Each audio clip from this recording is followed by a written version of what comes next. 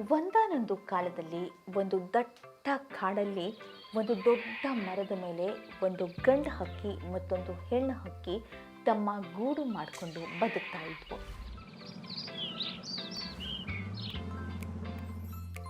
ಎರಡೂ ಹಕ್ಕಿಗಳು ದಿನವೆಲ್ಲ ಆಹಾರ ಹುಡುಕ್ತಾ ಸಂಜೆ ಆಗೋದ್ರೊಳಗೆ ಗೂಡು ಸೇರ್ತಾ ಇದ್ವು. ಎರಡೂ ಹಕ್ಕಿಗಳು ಖುಷಿ ಖುಷಿಯಾಗಿ ಜೀವನ ಸಾಗಿಸ್ತಾ ಇತ್ತು. ಕಾಲ ಹೀಗೆ ತಿರುಗ್ತಾ ಇತ್ತು. ನಿಧಾನವಾಗಿ ಅಕ್ಟೋಬರ್ ತಿಂಗಳು ಬಂತು. ಚಳಿ ಹೆಚ್ಚಾಯಿತು.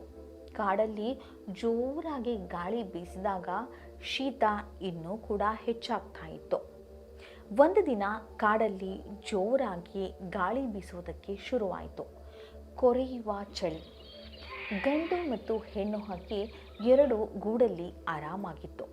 ಅಷ್ಟೊತ್ತಿಗೆ ಚಳಿ ತಾಳೋದಕ್ಕೆ ಆಗದೆ ಒಂದು ಮಂಗ ಆ ಹಕ್ಕಿಗಳು ಗೂಡು ಕಟ್ಟಿದ್ದ ಮರದ ಮೇಲೆ ಬಂತು.